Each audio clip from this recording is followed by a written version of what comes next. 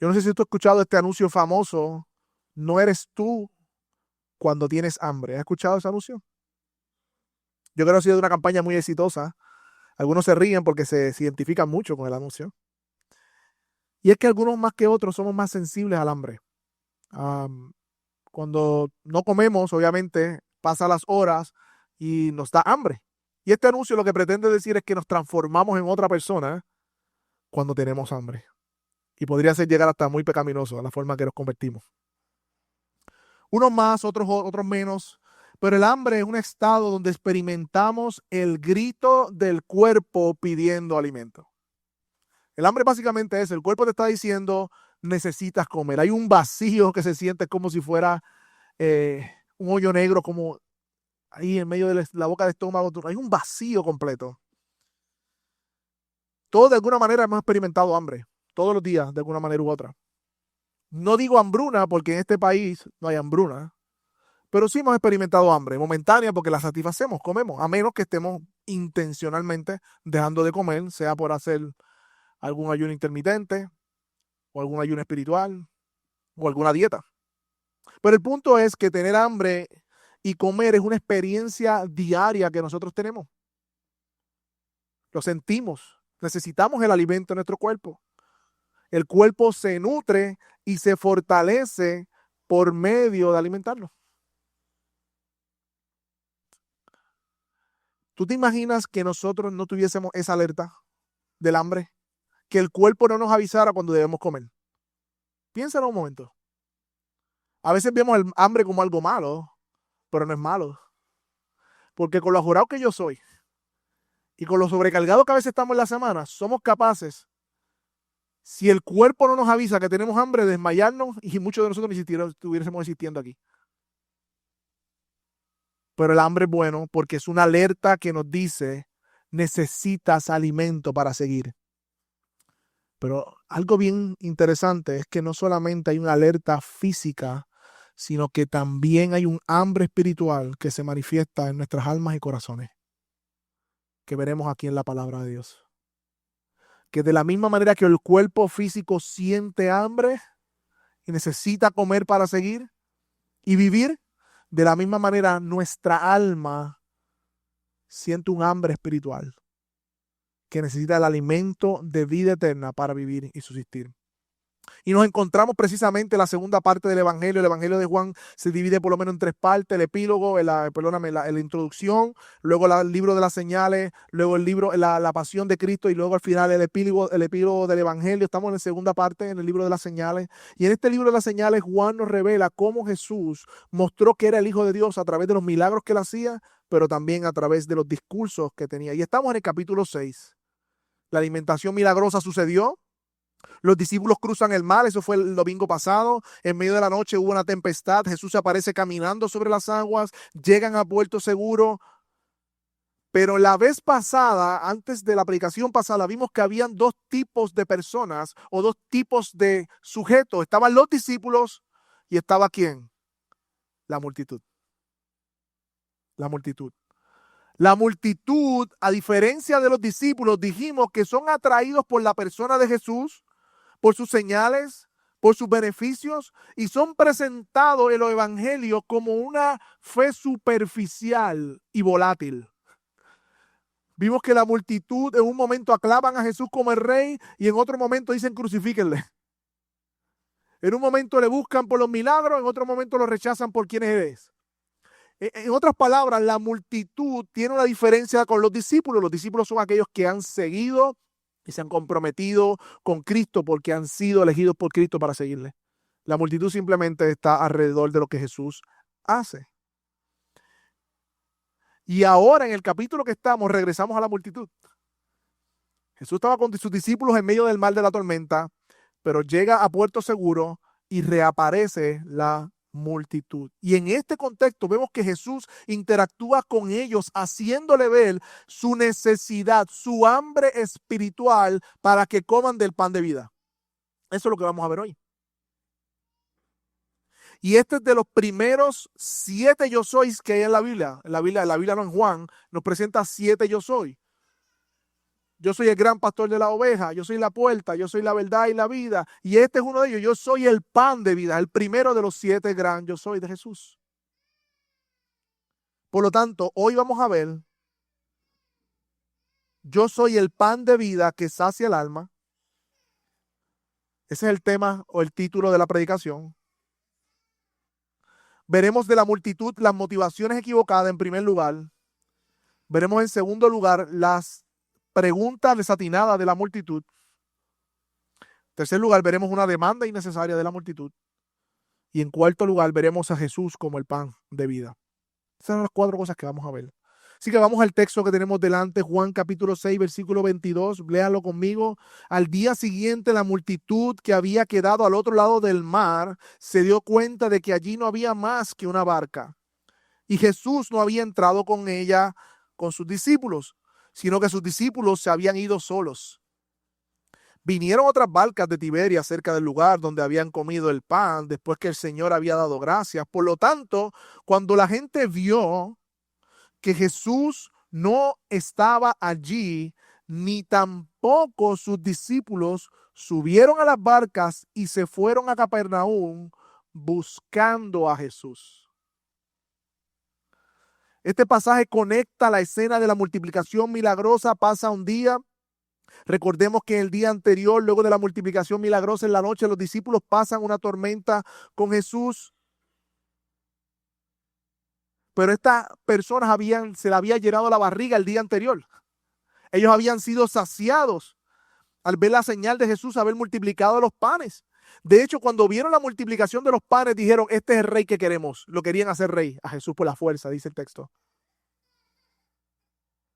Un rey que llene mi barriga y cure mis enfermedades. Eso es lo que yo quiero. Eso es lo que la multitud quería. De hecho, cuando Jesús vio eso, en la vez pasada que vimos la multiplicación milagrosa, dice que él se fue al monte a orar para estar solo. Por lo tanto,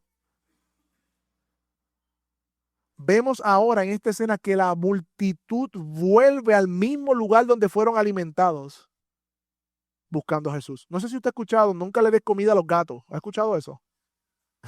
¿Por qué dicen eso? Porque vuelven al mismo sitio y después no se van de ahí. Pues esta multitud estaba como los gatos. Se habían saciado y dijeron, vamos para allá que allá hay comida. Vamos a buscarle el milagrero Jesús para que nos dé más pan. Esta multitud estaba como los gatos. Al darse cuenta que Jesús no estaba, ni sus discípulos, dice el pasaje entonces que se subieron en las barcas buscando a Jesús. Miren esto, mi hermano. La multitud se montaron en barcas, cruzaron el mar hasta Capernaum buscando a Jesús. Interesantemente, Juan no dice que a ellos le pasó una tormenta de camino. A los discípulos sí, a la multitud no. Pero el punto es que ellos estaban buscando a Jesús. Esta palabra buscando, yo me puse a ver la raíz de la palabra en inglés, seek, viene de la raíz del deseo. Ellos tenían el deseo de ver a Jesús. Querían encontrarlo, querían verlo. Y el texto no nos dice cuánto se tardaron en buscarlo o encontrarlo, pero nos dice que lo encontraron. Versículo 25. Y cuando lo hallaron al otro lado del mar, dice el texto que le dijeron, Rabí, versículo 25, ¿cuándo llegaste acá? Cuando lo hallaron, muchos comentaristas dicen que debieron decirle no cuándo, sino cómo llegaste acá.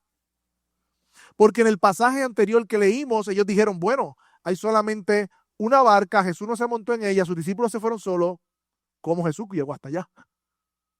Pero cuándo también puede implicar que Jesús le explicara el cómo.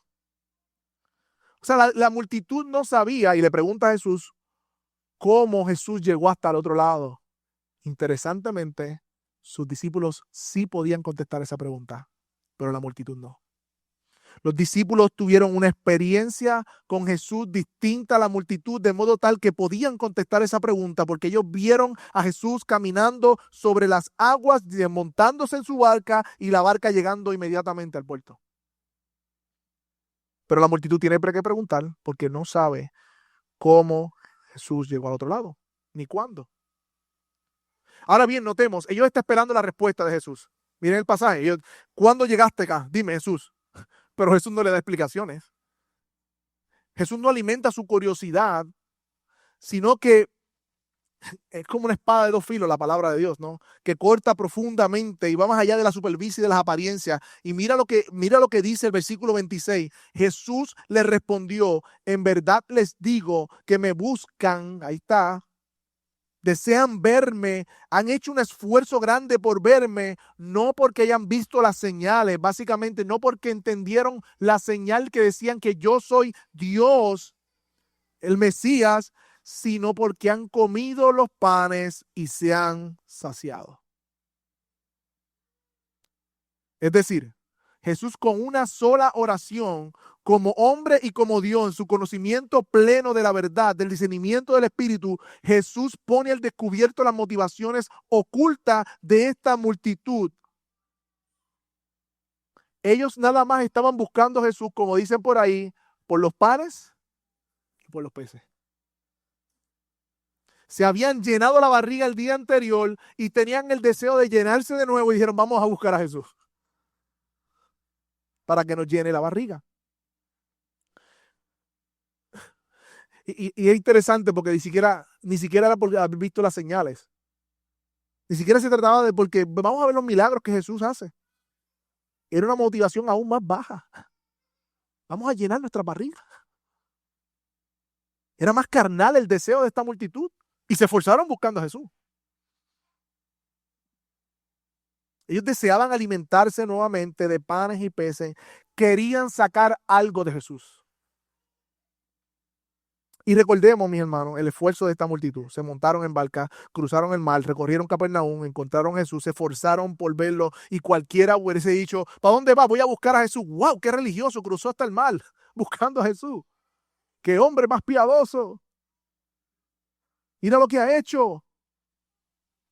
Pero Jesús descubre las motivaciones ocultas en una sola oración. Y mira cómo los exhorta en el versículo 17, mis hermanos.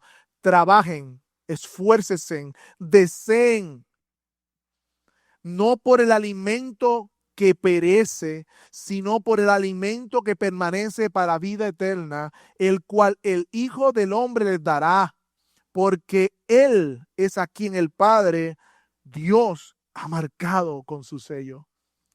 Por lo menos 4 cosas dice un comentarista sobre este pasaje. Dice aquí Jesús. En primer lugar, dice que no debemos trabajar exclusivamente o excesivamente para la satisfacción de nuestras necesidades corporales, es decir, por la comida que perece, que solo nos hace un bien transitorio. No debemos esforzarnos por buscar a Jesús para que sacie los aspectos físicos solamente, lo que está diciendo. Sino que debemos trabajar duro, esto es lo segundo que dice, y esforzarnos por obtener una comida espiritual, una provisión para el alma que una vez obtenida es para la vida eterna. También este pasaje nos dice, hay algo que se promete, dice que el Hijo del Hombre, esto es Jesucristo, está dispuesto a dar esa comida a todo aquel que la busque.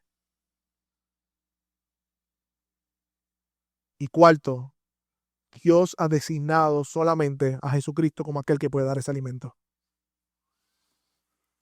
Mis hermanos, algunas aplicaciones breves.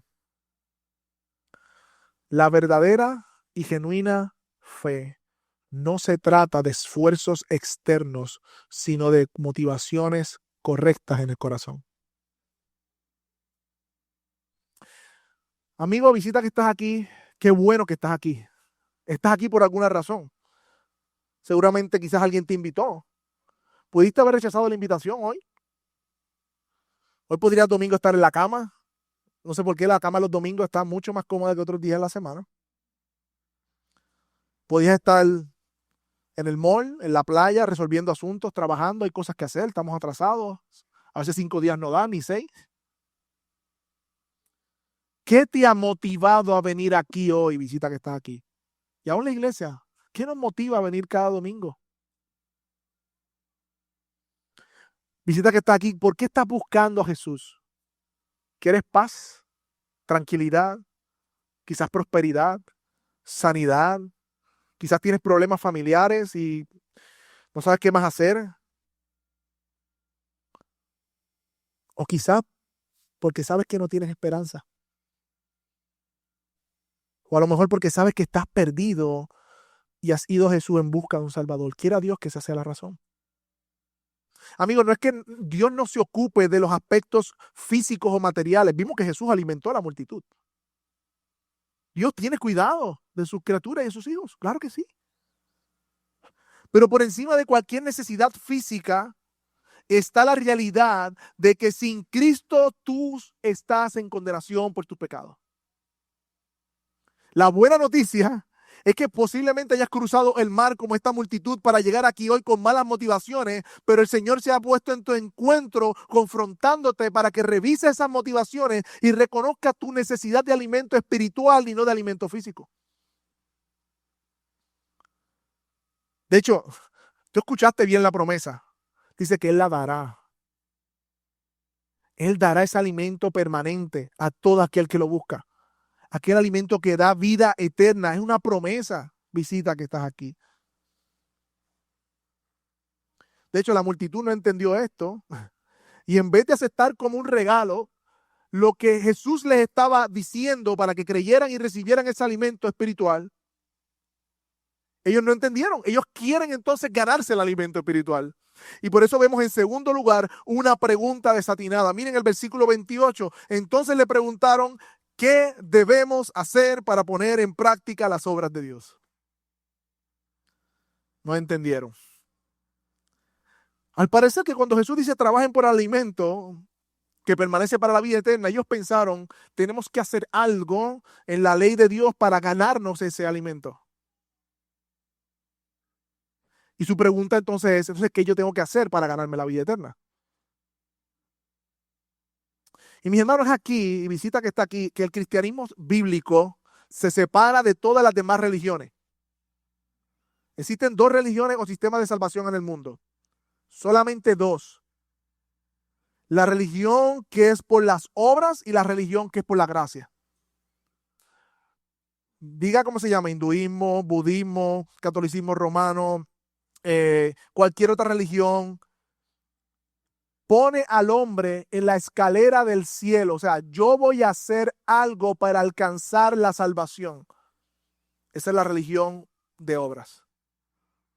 El cristianismo bíblico, el que está en las escrituras, nos dice del otro lado, tú no puedes hacer nada para ganar tu salvación, ninguna obra que te lleve al cielo. La única cosa que puedes hacer es recibir por gracia el regalo de salvación de parte de Dios.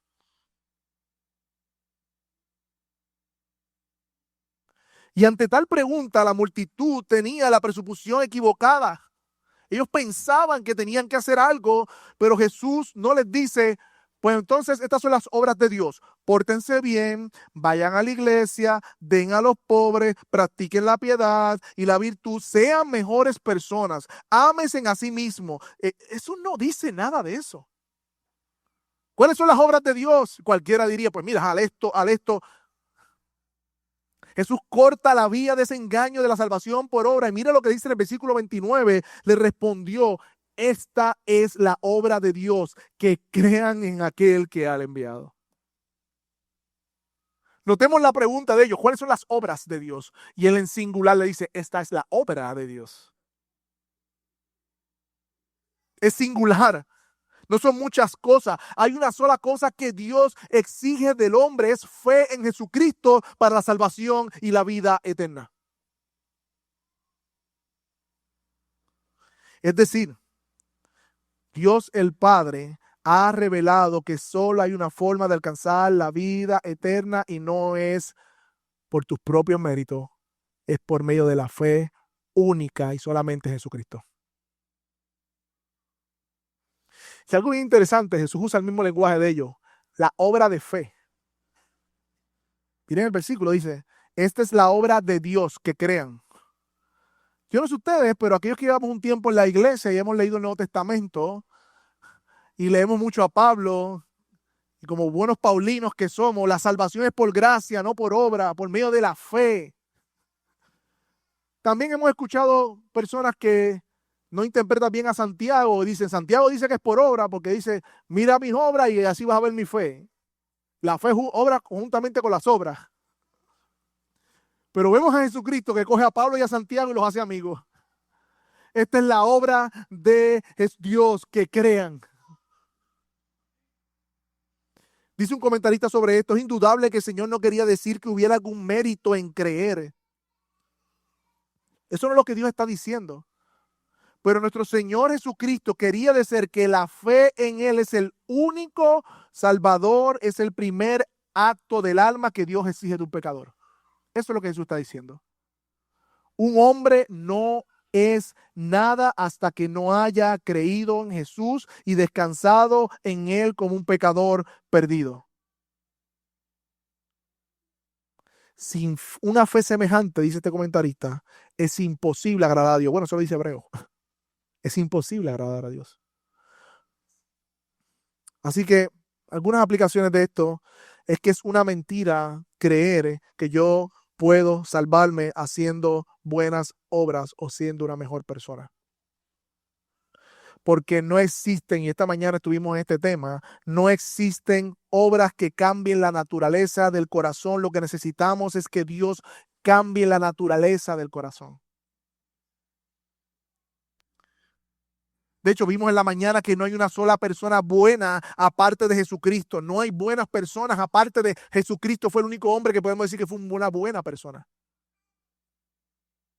Por lo tanto, no hay ninguna obra o acto, forma de vivir que nos haga ganar el favor de Dios, sino solamente depositar toda nuestra fe en Jesucristo como único Salvador.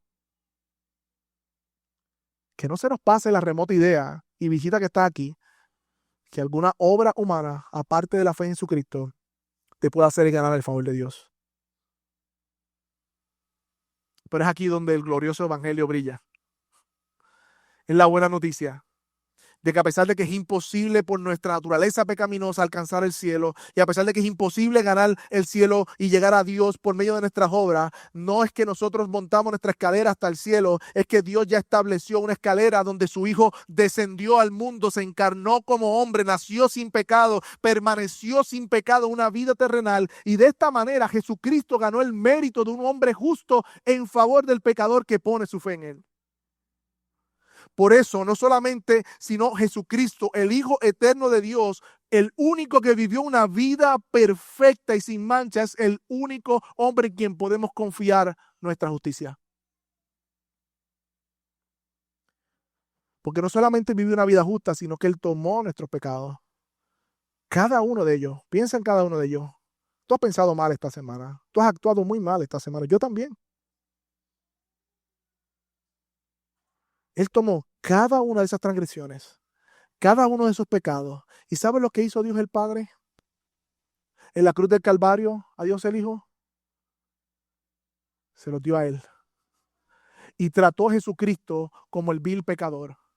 Dios el Padre castigó sobre su propio Hijo la justa condena por los pecados, para que todo aquel que en Él crea, en esa obra de justicia en la cruz del Calvario, pueda alcanzar la salvación eterna que Él provee de manera gratuita. No es por obra, es por gracia la salvación. Esa es la buena noticia del Evangelio. Esa es la obra de Dios, que crea en aquel que Él ha enviado.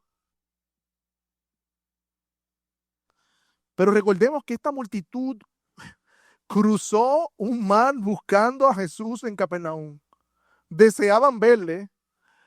Jesús los confronta con sus motivaciones. Ellos hacen una pregunta desatinada. Son confrontados con el Evangelio. Y entonces ya esta multitud comienza a cambiar un poquito. Empezamos a ver la hostilidad. Por eso hacen una demanda innecesaria. De momento era gente que buscaba a Jesús y ahora están demandando innecesariamente cosas de Jesús.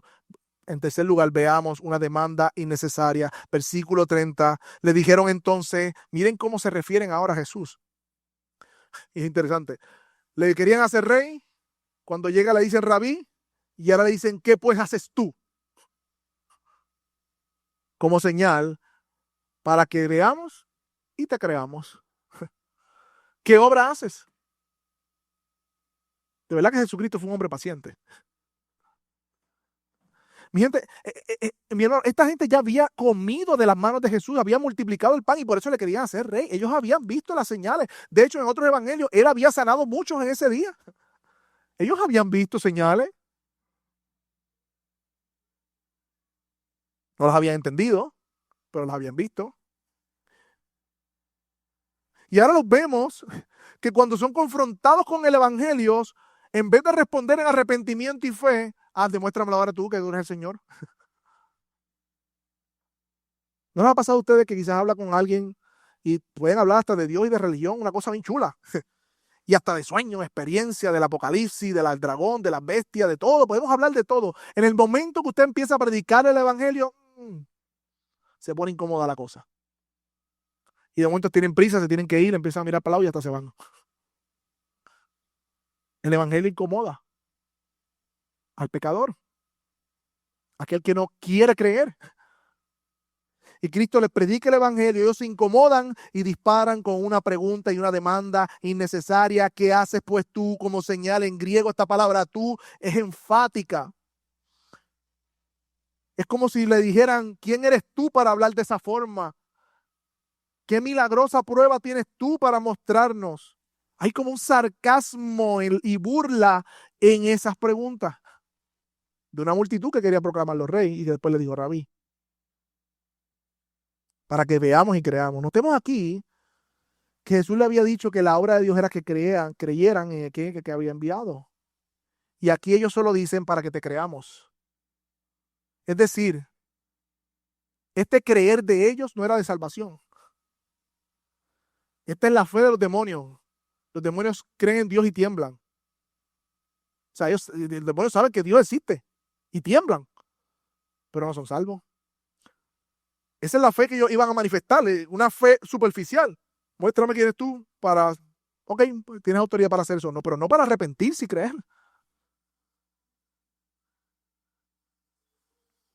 Y para ponerle frosty a la situación, mira cómo tapan todo su pecado con orgullo religioso, identidad nacional israelita. Nuestros padres, versículo 31, nuestros padres comieron el maná en el desierto, como está escrito. Religiosos citan las escrituras, les dio a comer pan del cielo. Es decir, somos del linaje de Dios y nuestros padres comieron pan en el desierto. Tú eres mayor que Moisés, tú te crees mayor que Moisés y nuestros padres. Sabemos que esto es una referencia, mis hermanos, al Éxodo, cuando Israel responde en quejas y falta de gratitud a Dios y Dios les envía por gracia el maná, que es un pan cocido diario que envió y lo hizo llover para que el pueblo recogiera diariamente, para que fuera su alimento durante esa travesía en el desierto.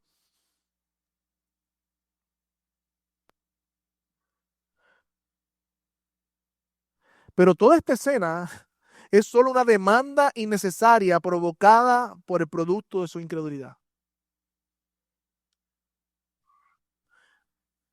Y ahora Jesús toma esa referencia que ellos hacen del Antiguo Testamento, citándoselo a Jesús, y les muestra que Él era el verdadero maná de Dios, es decir, el pan del cielo que Dios había enviado para la salvación y la vida eterna. Versículo 32. Entonces Jesús les dijo, en verdad les digo que no es Moisés el que les ha dado el pan del cielo, sino mi Padre el que les da el verdadero pan del cielo, porque el pan de Dios es el que baja del cielo y da vida al mundo. Es decir, aunque Dios dio alimento físico por medio del ministerio de Moisés, ese pan no era más que un pan físico que alimentaba la barriga, así como ellos también fueron satisfechos hace unos versículos atrás y fueron alimentados físicamente como un contexto para Jesús traerle la realidad espiritual.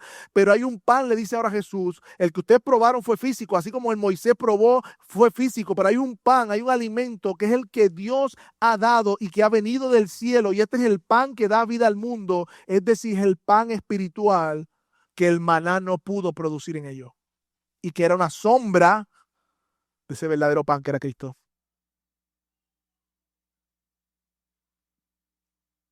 Y miren cómo ellos responden: Señor, danos siempre de este pan. Y de momento ahora dicen Señor. Parece por conveniencia. Ya que le vamos a pedir algo, vamos a tratarlo bien. Señor, danos siempre ese pan. De hecho, esta fue una contestación bien similar a la mujer samaritana, que cuando Jesús le dijo, el que bebe del agua que yo diere, no tendrá sed jamás. Y ella dice, dame siempre esa agua para no tener que buscarla. De la misma manera, ellos están pidiendo el pan, pero ellos no entendieron todavía. Ellos están pidiendo un pan físico todavía. Tienen una mente materialista. La multitud reaccionó de la misma manera que reaccionó la samaritana pidiendo un pan físico y no el pan espiritual, que era él mismo. Y es en este contexto, mi hermano, que Jesús da la declaración, el primer gran yo soy. Versículo 35. Jesús les dijo, yo soy el pan de vida. El que a mí viene no tendrá hambre, y el que en mí cree nunca tendrá sed. Y con esta declaración central del capítulo, Jesús revela claramente su identidad redentora como el alimento espiritual único que puede saciar el alma eternamente y para siempre.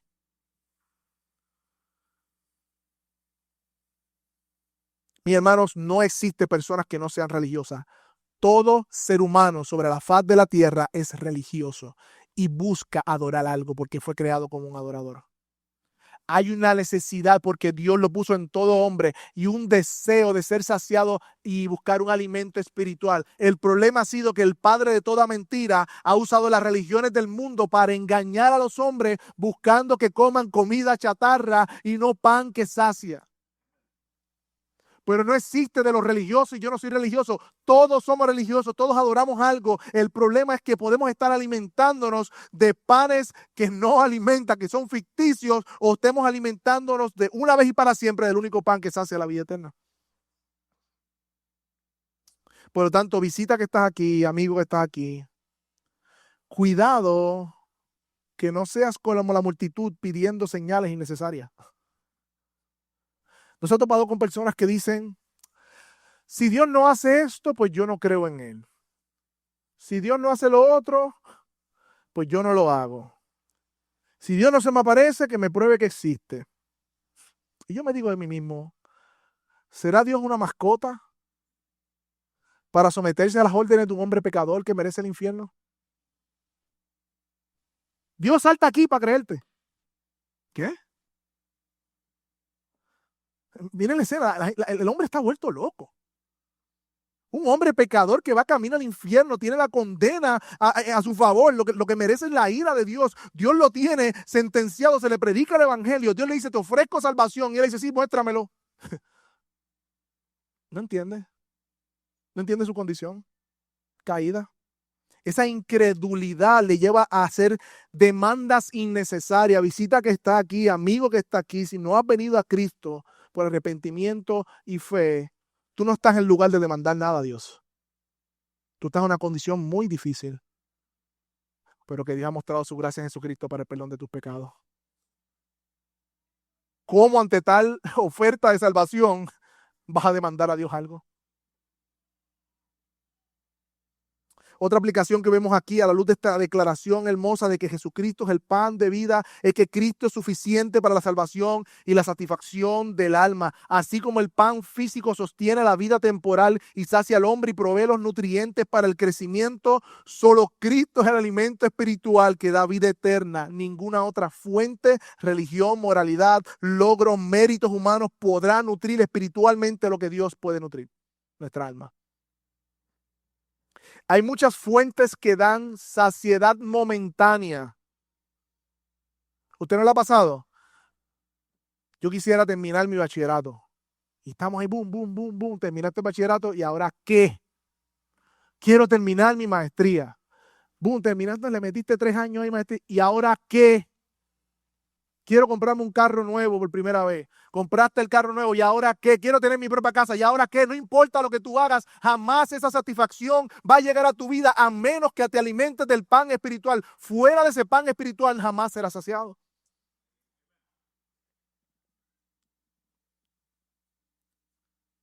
Cristo es el pan de vida.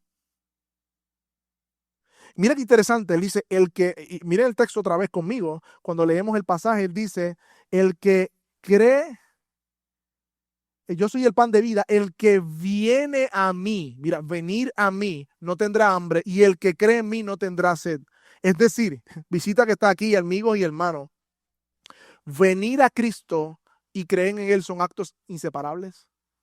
Yo no puedo decir, yo creo en Jesús y no entrego mi vida a Él. No hace sentido, porque creer en Él y venir a Él es inseparable. Jesús une ambas acciones, venir, la respuesta de fe y creer, la confianza personal. No basta con admirar a Jesús y decir qué chévere ese hombre, qué bueno es, murió en la cruz, sino que debemos venir a Él. Y eso implica toda nuestra vida. Son actos inseparables.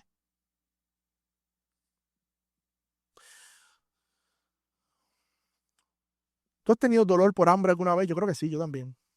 Yo recuerdo cuando era muchacho, mucho más joven, estábamos haciendo una diligencia con papi y recuerdo que no podíamos irnos de ese lugar. Y yo no desayuné, no recuerdo por qué, pero tenía un hambre. Y mi cuerpo comenzó a temblar y a debilitarme.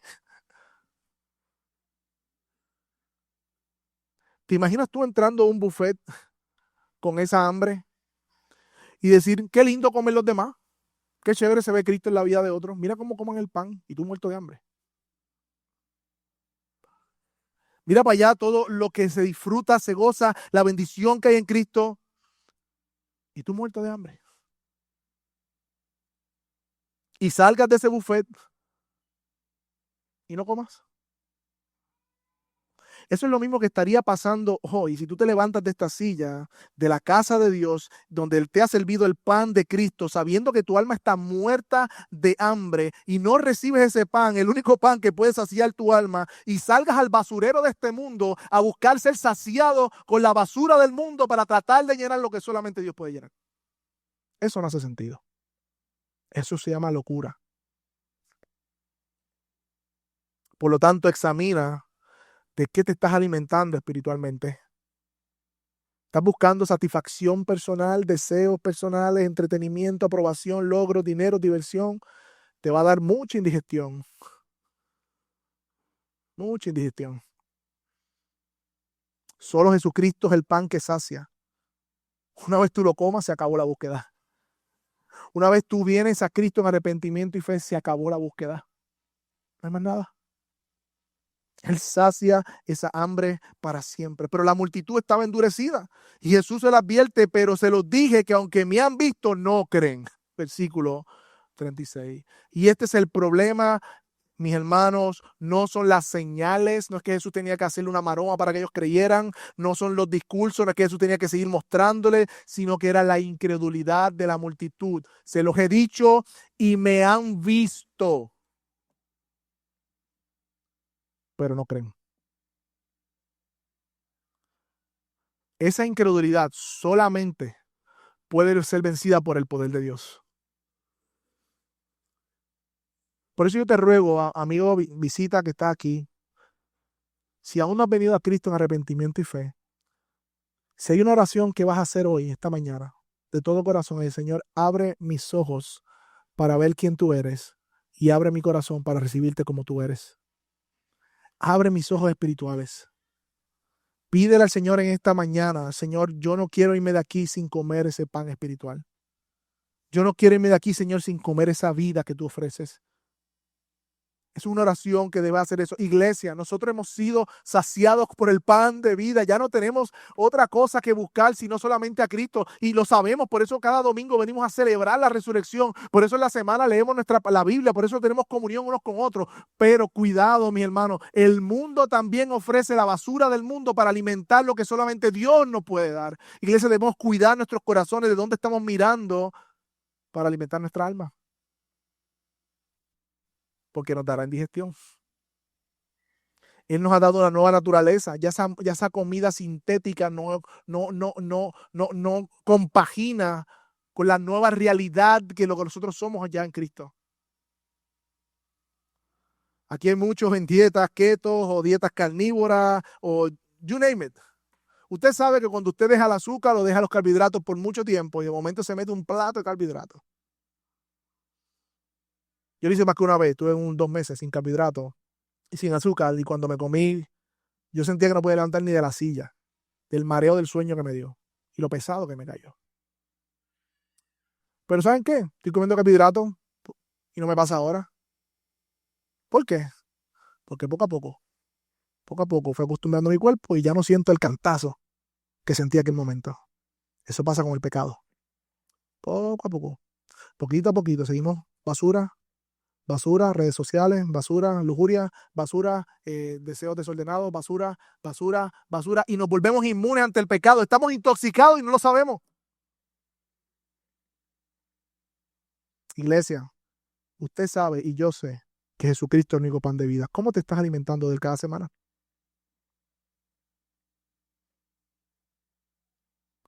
Y mis hermanos, yo quise seguir este pasaje. Lo había estudiado hasta el final y los pasajes que vienen ahora son de mis pasajes favoritos. Pero para hacerlo responsable, lo detuve aquí, porque quiero detenerme bien en las próximas veces. Pero ahora como iglesia nosotros vamos a celebrar la cena del Señor. Y en la cena del Señor conmemoramos precisamente el cuerpo partido de nuestro Señor Jesucristo. Ese cuerpo que fue partido por nuestros pecados y rebeliones. Él recibió el castigo de nuestra paz. Y cuando conmemoramos en la cena del Señor estamos diciendo, estamos recordando que su cuerpo fue partido por mis rebeliones. Y cuando participamos del jugo de la vida, estamos recordando la sangre derramada por el pacto eterno. Por lo tanto, hoy como iglesia nos reunimos y conmemoramos este momento en reverencia, temor y gratitud y adoración. Así que oremos al Señor para preparar nuestros corazones para la cena del Señor. Padre, te damos gracias por esta mañana. Gracias por tu misericordia, por tu palabra. Oh Señor, nosotros vemos en tu palabra, Señor, que tú eres el pan de vida. Y nosotros, tu iglesia, reconocemos, Señor, que de alguna manera u otra hemos podido estar esta semana intoxicando nuestro cuerpo con la dieta de este mundo. Y te pido perdón, Señor, por eso te pedimos perdón, reconocemos nuestros pecados y te pedimos, Señor, que ese pan puro, santo y perfecto que da vida eterna, podamos ser alimentados una vez más, Señor. Te ruego ahora, Señor, que vamos a la cena, Señor, que conmemoramos, Señor, tu cuerpo partido, la sangre derramada, Señor, sea un acto de regocijo para tu iglesia, pero de reflexión para todo aquel que aún no ha venido a ti. Que cada visita que esté observando lo que la iglesia hace pueda ver en ello, Señor, tu gracia obrando entre nosotros. Te pido que tu presencia esté en medio nuestro, fortaleciendo a tu cuerpo, a tu iglesia y dándonos vida espiritual. Porque te lo pedimos todo en el nombre de Jesús. Amén.